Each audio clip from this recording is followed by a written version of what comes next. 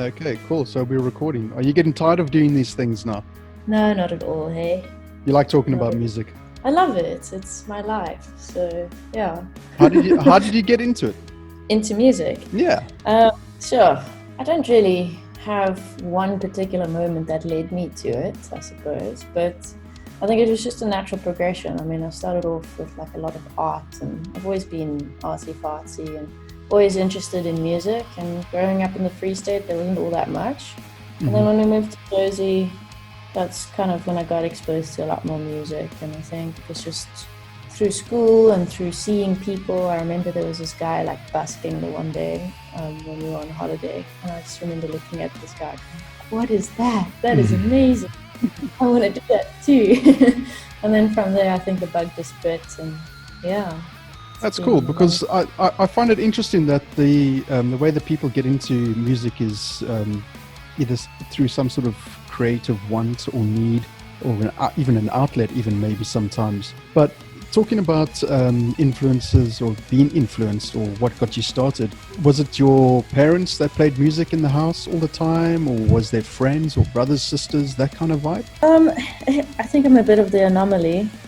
My grandparents, who I unfortunately never got to meet, but they were musical, and then it kind of skipped a generation and landed up with me. Okay. So parents were music lovers. My mum always used to listen to classicals, like Tchaikovsky and Beethoven and all of that. And then my dad's a little bit more of a rock and roller, and a lot of people know him from the scene because he's gone to more metal shows than I have. Wow, okay. So, I mean, there's obviously quite a bit of an influence there then, because you got the classical and the rock metal, and that shows in your music. Yeah, I think so. Hey, and just in terms of friends, my sisters also, they were into the Guns N' Roses and Def Leppard and all of that. So I don't think I had much of a choice but to do music, and it is such an expression for me. I think when I saw that oak basking for the first time, it kind of like just clicked and resonated that this is a great way to express oneself, and it's healthy and it's great and it's just awesome. So yeah. You find it healthy. I know it's a good. I know it's a good outlet. I understand. I've been a former musician myself, so I understand the want to get frustration out and all that sort of thing. But in terms of health, I've seen musicians go down a path that started out thinking it was a great way to write or be creative or find a way of means of being creative, and ending up an absolute bloody disaster. So how do you avoid that as being a musician that is surrounded by industry types, or are you even surrounded by industry types, the influencers and the shakers and the makers? No, yeah, definitely. I mean, I've been around a lot of people who unfortunately rely on a lot of different things to create their music or to do something or be something. And at the end of the day, you have to fight it quite hectically. I think as creatives, you already have quite a few inner saboteurs. And then as a musician, perhaps there's more, because you have I call it the hero zero moment, where you land on stage and everybody loves you. And then the next day you go back to your really cuck work job. I've had a really tough work job for very many years. I'm fortunate now that my current position is far better. But I mean, I used to work retail in a music shop. So like you would go and you would play this insane show and open for this international band or come off tour or something. And then you walk straight in and your boss is like, why is this guitar over there? Why is it not tuned? And you're just like, dude, seriously? So like, the zero moment is really sucky. Yeah. And I think it's difficult. I think musicians and artists, we live quite an extravagant life. Yeah, because I find it interesting that musicians, what is it about being a musician in this country that is so hard? I think it's hard no matter where you are. I think a lot of local musicians think it's harder than it is, and put ourselves into a little box of, we're in South Africa and that's all we're ever going to be, and like, yeah, we've made it big, like people know us here, and that's quite an achievement, and it is. And then they kind of just get happy with that. I'm not happy with that. Take Freddie Mercury, for example. I mean, he's from Zanzibar? Like, correct, yeah. A tiny little island off the side of Africa. Like, you can't get more remote than that. So if he can make it huge, then come on. I think we have far more opportunities and far more attention to grab. I think it's the biggest advantage is that we're here. I mean, so many people are used to the day-to-day, this guy from America, that person from this place, but it makes us unique. We're from Africa. Like, imagine that. Imagine you're sitting somewhere on the other side of the globe, never bothered about some little country at the bottom of the globe, and you see this fantastic musician or musicians or artists. I think it's great. We have so much talent here. I was just going to say, we have a silly abundance of talented musicians. It's just crazy. And talented people. I mean, it's insane. And I think it's about time the world goes, what? And all we need to do to make that happen is to work together and to go like, hey, we're good. We believe in ourselves. Let's make something happen. I think that the traction that you're getting is actually quite phenomenal, really, because I never knew who Robyn Ferguson was until about 2 weeks ago. Why is that? Because you've been around. I mean, you've been in Adorned in Ash, Sistas of Metal, and you've done a previous album to this one, Alizarin and Falling Forward, this latest one. So how come I haven't heard of you before then? To be honest, I think it's timing, right place, right time. And I mean that in a bigger scheme of things. Like in our lives, certain things happen at certain times. No matter how much you push it, it will only happen when it is the right time. So perhaps this is now the right time for you to have found me. Yeah, I mean, it's I hate saying to musicians that you sound like this and you sound like that, because I think that's just bollocks personally. But there is something similar about your playing in Falling Forward that my mind instantly went, this is like rediscovering Steve Vai for the first time again. Wow, thank you. Big compliment. I mean, it is, because it's a fantastic, it's not a long album, it's a short album, but it is beautifully, the production is beautiful, and your guitar playing is frankly fucking phenomenal. Thank you so much. I owe all the production to Clinton Watts from Watts Audio Studio, audio recording studio. And Clinton, I've walked a long road with him. He's done the first album, and he's done obviously now Falling Forwards and the Doing the Nash stuff, and he's just really great. So I owe the overall vibe of the songs, the production of the songs, to him. He mixed and mastered the hell out of them, so I'm really stoked. And then the writing, I think it's been a year of a lot of stuff that's happened, so I've had a well of things to write about or transfer into my music. So thank you very much. It's a big compliment. No, it's a great album, and in fact I've gone back to listen to Steve Vai again for the first time in a very long time because of your album. So all credit where it's due. But what I love looking back at your history is your first burst onto the scene, 2009 or 2011 was it, with Adorned in Ash? Actually before that, I mean, I've been playing in bands since I was 12. Wow. At one stage in one of my bands we had a bit of a record deal, and go on then, what's the name of the band and what happened? We shan't mention anything further, but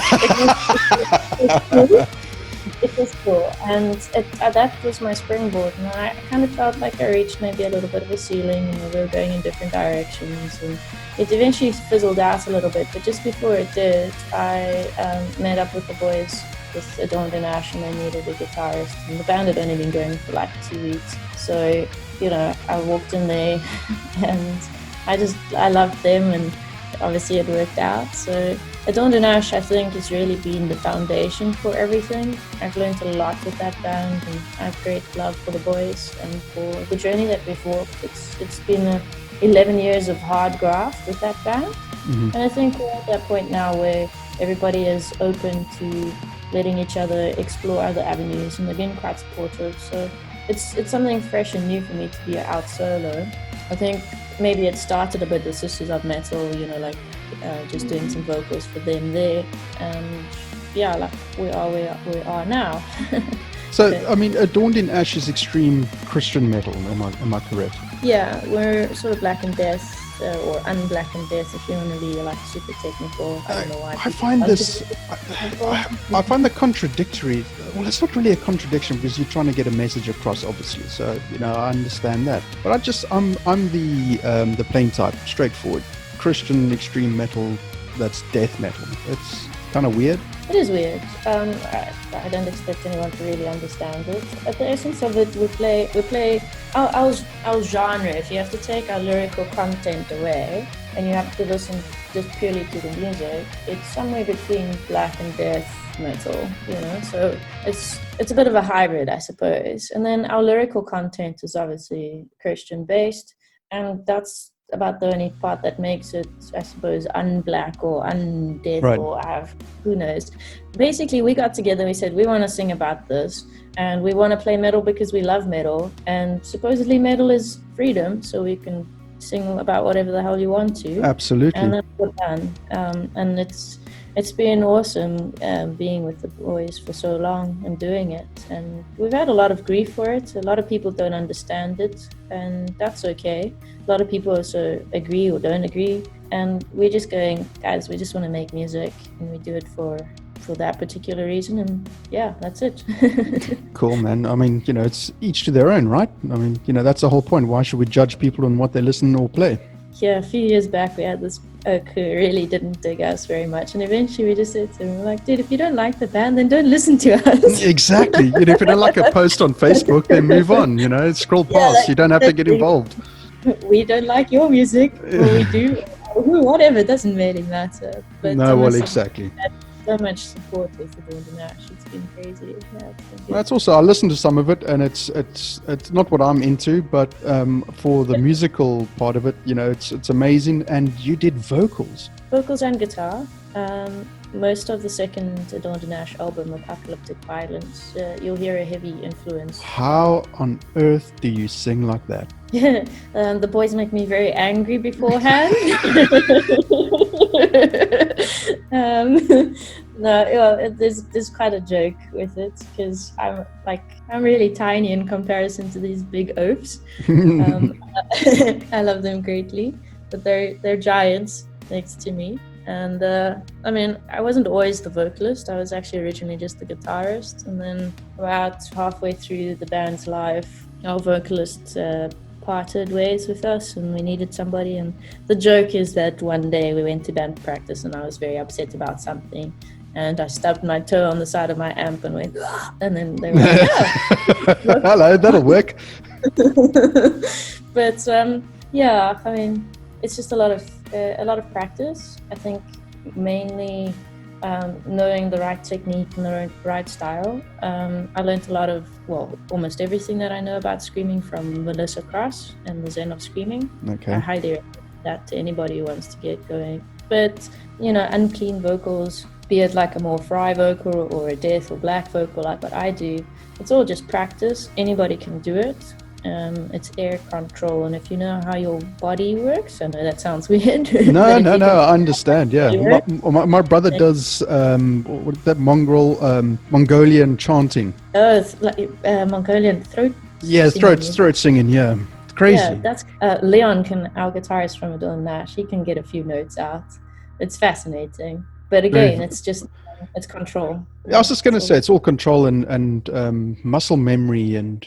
Yeah, you can't have an unhealthy lifestyle if you're going to be on stage singing and playing guitar and all that sort of stuff. I mean, you've got to be, I wouldn't say fit, but you've got to be sensible about what you put in. Stage, yeah. I mean, look, I haven't always led the healthiest of lives in all areas, but I have tried quite significantly, especially over the last year with all of my current health issues, to really look after your body. I mean, I don't drink or smoke or anything like that, purely because of vocals and being on top of the game. I think if you're really, really serious about music, you need to make sure that your main instrument, be it your voice or your fingers, whatever you're using to create your music, isn't top notch. So you have to.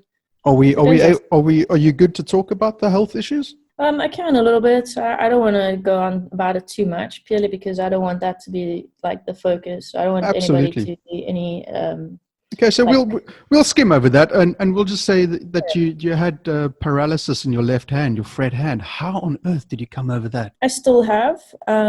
Basically, a neurotransmitter disease means that I can't, my brain doesn't always talk with my body properly, and it Wow. basically shut down a lot of it. So I was paralyzed quite significantly on most of my left side of my body, my leg, and so on and so on. And I still have quite a lot of paralysis and pain and stuff like that. But it's slowly coming back. Currently, as we speak, I've got feeling in 2 of my 5 fingers on the left hand, and How that's been on earth do for a you while. play with that? So I'll be honest, it's been a struggle and it's been incredibly frustrating. But I decided to. So I mean, it started getting me very depressed and very down last year, and writing the album helped tremendously to work through that. So you'll hear all the frustration and all the happy and the sad in there. But I came to a point where I was at such a low point in my life with all of this going on, where I was just sitting there going, well, what am I doing? Like, my dream is to play guitar and I can't even play like E minor. Like, Wow, it takes like jeez. 1 finger or 2 fingers to play it. It's like, what the hell? And I wanted to throw my guitar across the room. And anyone who knows me knows, like, my guitar is probably the most precious thing on the planet that I own. And I just got to this point where I was saying to myself, well, you have a choice. This is now how it is. And you don't accept it to be permanent per se, but you accept what it is for now and you find a way to work around it. So what is the challenge and what can you learn from it? Right. So what I learned from it was that my technique was actually really horrible, and it gave me an opportunity to unlearn a lot of things because I had to relearn. So Whoa, I feel like jeez. I've actually become a better guitarist than what I was before. Just I wouldn't say like I can play as shreddy as I used to, or like super, super hectic. It'll get there again. I'm confident about that, but it'll take time, and it's been a slow journey to get there. But I feel I've created a bit more of a solid base for myself, and I'm quite happy that it actually happened, because I felt like it's kicked me into another level of thinking, of being, and of the way I practice now. I mean, it's absolutely incredible that I think, didn't Dave Mustaine go through something like this as well? He had, I think, 2 or 3 fingers were knackered or something, and he had to Um, relearn how to play or something like that. Yeah, I'm not sure who exactly it was, but there have been guitarists who've suffered similar things, and a lot of people have like overdone themselves and gotten tendinitis and Yes, stuff. yes, yeah. Yeah, quite serious, and it's hectic. But it gave me a chance to sit back and reevaluate my playing, but more importantly my life, and just see the path that I wanted to go on, and like just connecting myself to myself again. I think it was very needed. In a weird way, this lockdown is a similar situation, like mentally, to what I was feeling last year. So it's actually quite odd. Do you thrive on being on stage? Absolutely. So it's been This is weird. torture. Yeah, I mean, stage is where I live. You are anything and anyone. You are everything and no one. And you can transcend yourself on stage. It's the best feeling on this planet. Seriously, there's nothing that beats it. And I'm a little bit of an adrenaline junkie, so like I'll try all kinds of, like, if there's an adventure to be had, I'll be terrified, but it'll be great fun in the end. To get that rush kind of vibe. To get that rush, but nothing compares to playing on stage to like a huge crowd. It's just, or even to like one person, just being on stage, man. So yeah, it's tough. It's really tough. And last year, obviously, I wasn't able to play as many shows as I would have liked to, with everything, and obviously not being able to walk, you can't exactly do much. But I'm excited for the time that we can go and play again and be on stage. I had a podcast with a friend in Durban from the band Type 7, Daryl Burmas, and we were talking about the future of live venues. Where do you see that after this lockdown has been lifted? I don't know. I think it's it's a tough one. I really hope that venues and such will open again and that we will be able to. But we have to think about life very differently, not just in music, but in all areas. I think this has been a bit of a wake-up call. It's been a bit of a total re-evaluation. Like what I've said to a lot of people is we can take this time and like chill and be irritated or, you know, like just go with the flow, or we can take this time to like make a dramatic change and do something significant that alters the way we think about things. Isaac Newton, for example, when he was in quarantine, he invented calculus. Now, obviously, it was very boring or very bored to invent calculus. It's like, good Lord. But still, like, are you going to sit and like invent calculus or something similar, or sit on the couch and watch Netflix and complain? You know? So, I don't know. It's up to you. But I think it's a time and a cool opportunity for us to think of alternative ways to approach shows and to approach people. I think everything that we've done in the past, we have to change. It's a new world. So Falling Forward was released during the lockdown. Was there a moment where you're going, well, maybe I should wait till this COVID crap is over with so I can have perhaps maximum impact with the release? The opposite, actually. So The plan was always to release it now. It was actually a bit delayed by a few weeks. I was going to release it on Alizarin's birthday, so the first album's birthday, which is the 16th of April. Right. And then just obviously with some COVID crazy and it got delayed actually.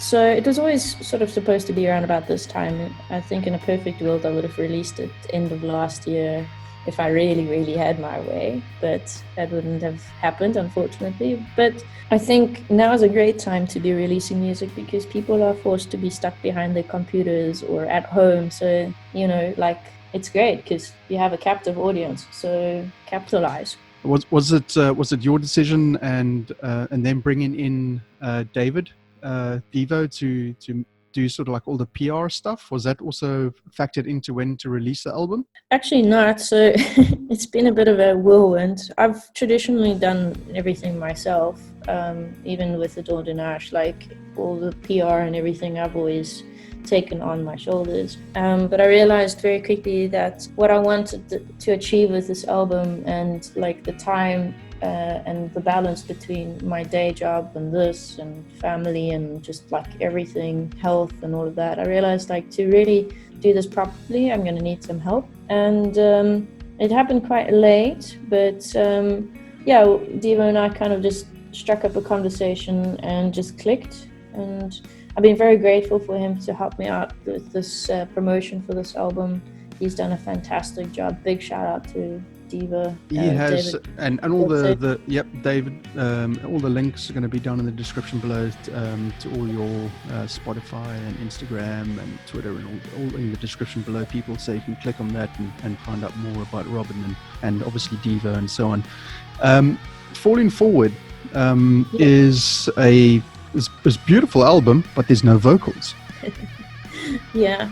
Why? Because I mean, we got that Robyn Ferguson and Adorned in Ash, Sistas of Metal growl. How come we don't have it in the two albums? So the first album, I actually thought, okay, it would be really rad to do some vocals, and I decided very early on, actually no. And the reason being was at the time we were still playing when Alizarin started coming into my brain. And festering.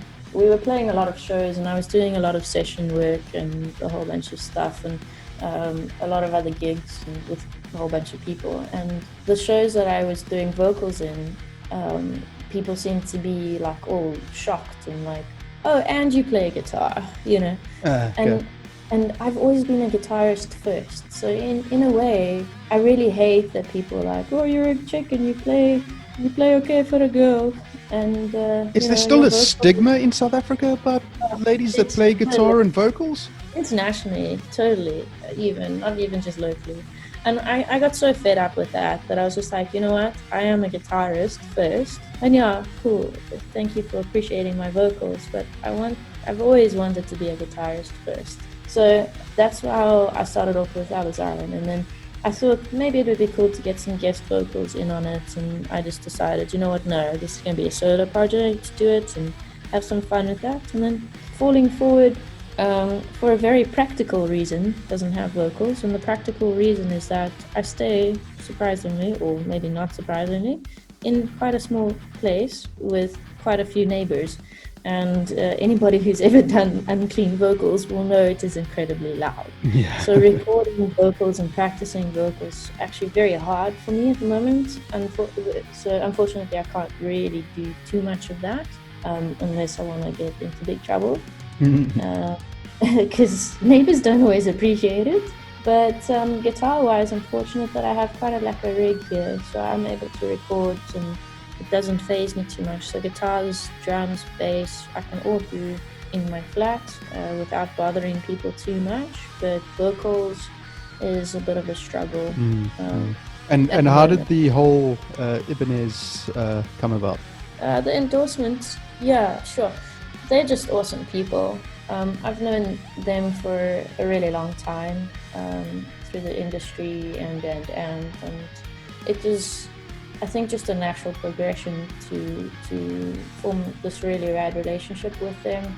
I've been endorsed with brands before, but something has always led me back to Ibanez. It was my first electric guitar, it was an Ibanez. An El Cheapo, but an awesome one. Yeah, Ibanez is such a...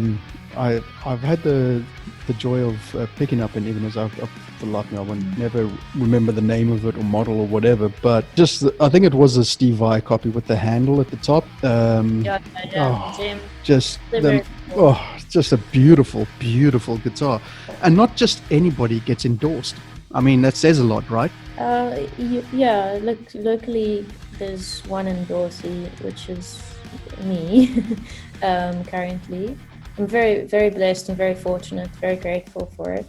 I think it just worked out. I ended up chatting with the guys one afternoon and that same day signing papers and just shaking hands and all of that. It was just so wonderful. But I mean, this conversation was birthed about, I'd say, 8 years ago.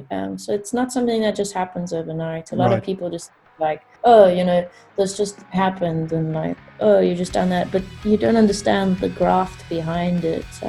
Copious amounts of work and and to maintain it as well. A lot of people are like, oh, you just get free guitars. I'm like, actually, that's not how it works. It's a bond that you form. It's saying, guys, I trust you and I'm going to put my name on your product the same way you're going to put your name on me, and we need to represent each other correctly. We need to have a respect and love for each other, and I think Ibanez has been great. I mean, they're pushing the boundaries so much with the new development, and they're taking guitar making to a whole nother level. I'm quite a gear geek, but you have to be there. I mean, you have to, because it's your trade. I think so. Look, there's a lot of musicians who don't know anything about the gear or how to set it up or anything like that. I don't think it's necessarily wrong. Each to his own. Me personally, I love all my gear so much that I try to know as much about them as possible and it is possible, and just I love it so much. Like, I'm a real nerd when it comes to guitars and stuff. I think it's a deep bonded love more than just being nerd, isn't it? Because you know your equipment. Obviously, you know your equipment. I mean, you're a guitarist first and foremost, so you've got to know your equipment. Yeah, it's just a passion, dude. I think if you're passionate about something, you'll go to town. Do you think the album would have sounded completely different if we were using a different manufactured guitar? I think so. I know so. The sound that I've got on my current guitars, I mean, even just between the three Ebenezers that I have... Hang on a second, you've got 3 of them? Yeah. You mean they just gave you 3 guitars, right? No. I can't divulge the full, but I have been fortunate to have received guitars from them. Yeah. But there's also been other arrangements for some of the others, and like for example, I have an old Ebenezer bass, which is like a 1977. Wow. And that's not something that you can just like pick up easily, even through an endorsement or whatever. So like I collect guitars as well, but these three that I'm referring to are from the endorsement, but they've got different pickups and different wood, and therefore they sound quite different. For Falling Forward, I used my S series mostly with the Fishman Fluences. I think Fishman is doing some really rad pickups now with their Fluent series, and then so that was for most of the solo work, and most of the rhythm stuff was recorded with Damasio pickups. So there is a difference, and there's a difference in tone. And then I think it's not just your guitars, but it's also got to do with like your amp and like what you're recording and the tones. So I recorded through a Kemper with my own profile. Right. But then, I mean, when it comes to mixing and mastering, I trust Clint. So I tell him like the feel of what I want and how I want it to be, like how I want it to come across. And then I tell him have at it. So because he knows my tones and like what I like and how I like to do it, I've also given him so many different takes and tracks that he has a plethora of things to work with. And if he wants to change a tone slightly or you know, like to fit better in the mix, we discuss it, and all the time he's on the money. But luckily, I think it's decent equipment, but it's also how you use it. I mean, I've recorded. Alizarin was without my Kemper. It was before I had it. You know, like I was recording on this like 2-channel interface that is like super crappy, and didn't really work too well. So I think it's how you use it. It's not always about like the gear that you have. I've been very fortunate that now I've gotten to a point where I'm comfortable with my gear and I'm happy with what I have. But I mean, I've been playing since I was 12 and I'm 29 now. So it's taken all these years to get to the point to have the gear that I have. I think a lot of people just see like, oh, you've got this gear, it means you have lots of money or this or that. No, I've grafted. Yeah, you've done the hard yards. You have to.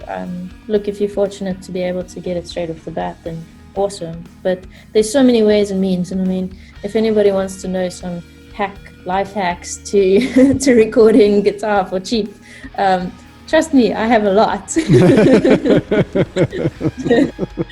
yeah, I mean, both the Adorned and Ash albums, as well as Alizarin, were all recorded like with a hack. It's only Falling Forward that was recorded like from start to end with decent gear.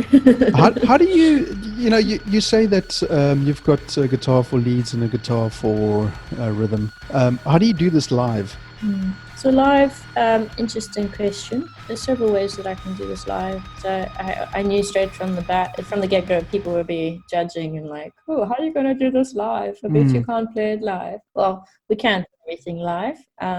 Very fortunate again to Clint, who's helped me to mix backtracks for myself. So I've performed a couple solo gigs on my own with it sounds really strange to have like a backtrack behind you, but if you are energetic on stage and you have decent music and the right show with the right people, then it goes down real well. So the way Clint's mixed them is he's basically kept all the rhythm and the bass and the drums, and we've taken out the lead guitar. So there's one guitar that's completely out, and that's the solo guitar. So on Alizarin there's a lot more rhythmic parts, so we've dropped one guitar out of the mix of the backtracks. So I play that in. And I know a lot of people go like, oh, you have backtracks, so you're actually just like faking it. No, it's real. If my word. How can people be so silly? That happens. I've had somebody literally at a show tell me like, oh, that's all on your backtrack. So I had to like basically stop the backtrack and play the song for him without it to prove it.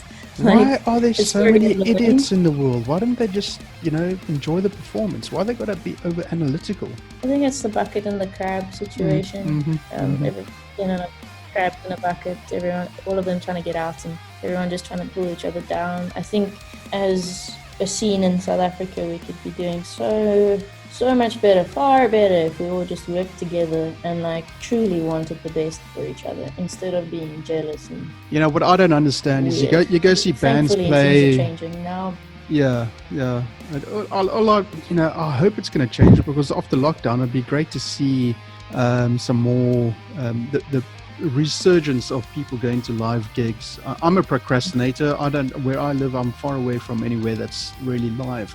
So I've got an excuse, at least, 2 hours drive to get to a show or something. It's just sometimes just not possible. But yeah, I think we've been spoiled and we've been so saturated with music. I think we have the same bands at the same venues playing the same songs, and it's like the same thing.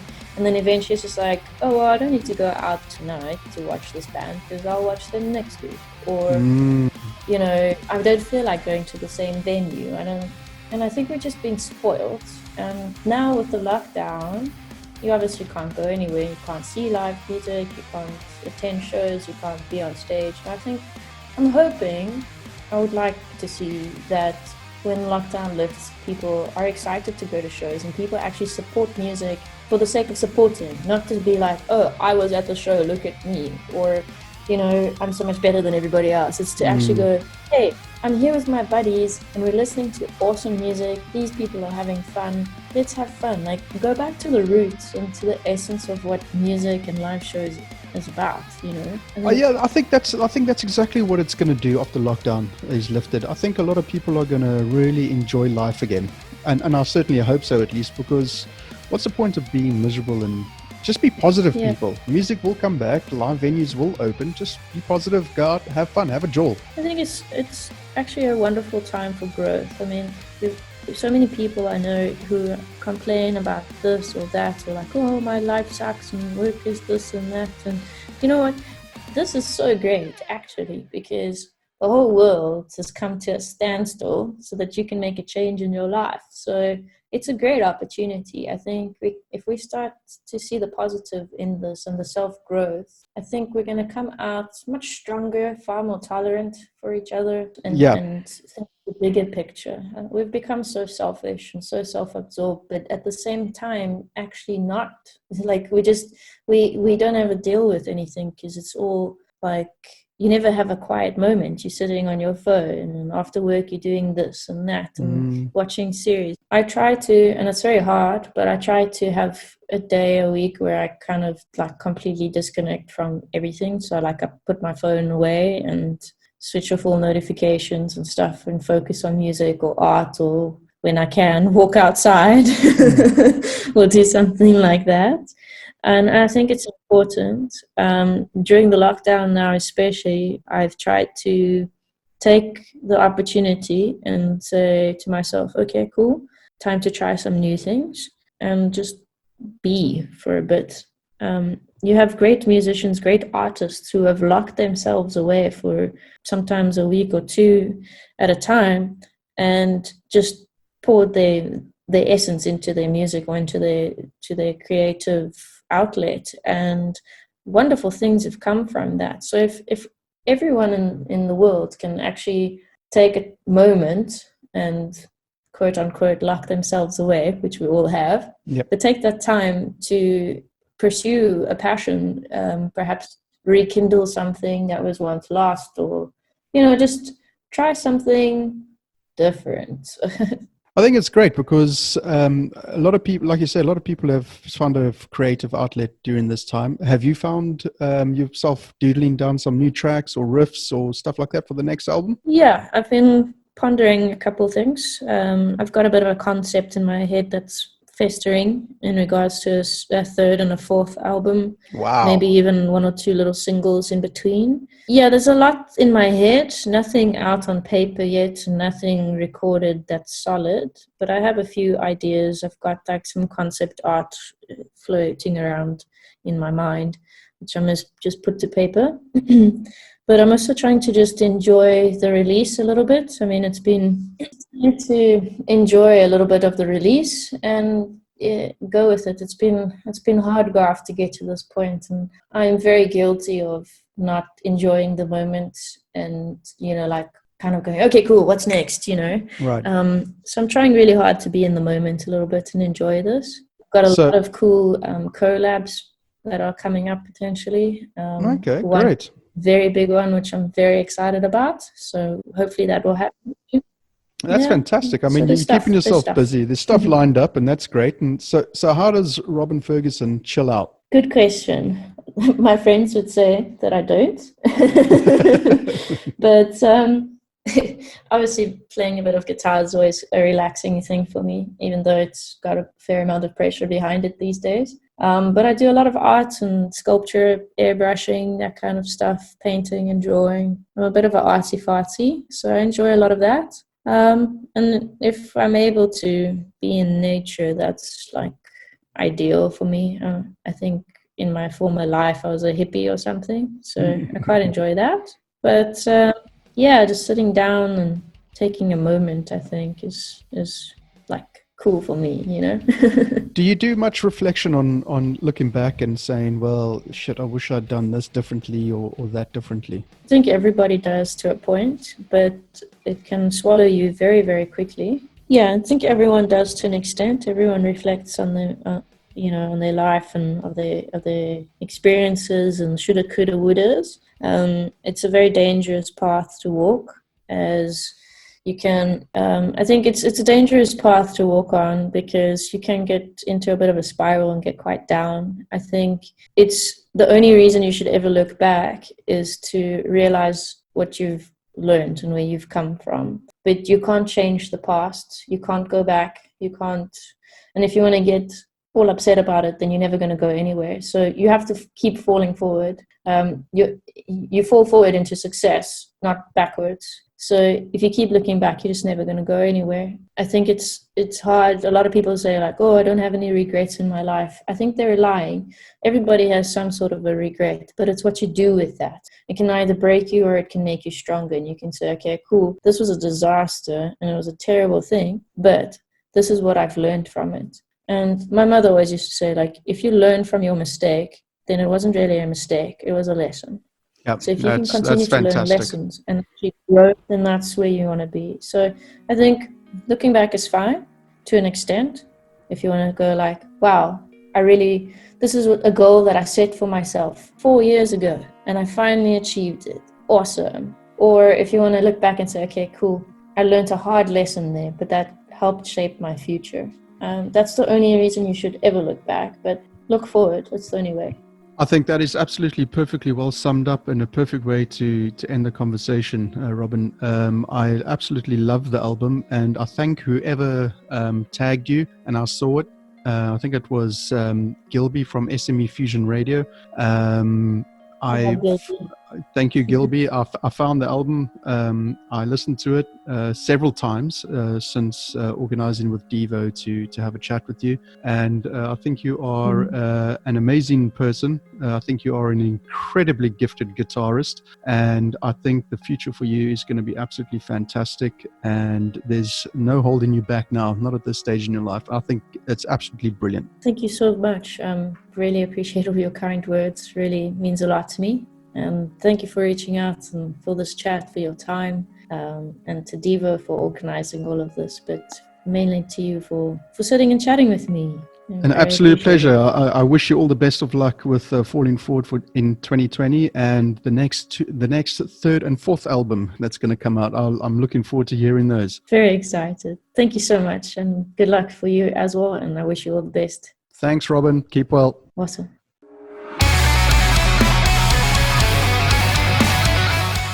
Hey, what's up everyone, it's Robyn. My album Falling Forward is now available worldwide. Please go check it out and let me know what you think. I'd like to thank each and every one of you for supporting me throughout this time. I know it's been a really crazy year so far, so it really means a lot to me. I hope you enjoy this music and that it helps you the same way it has helped me on my journey. Stay safe and keep falling forward.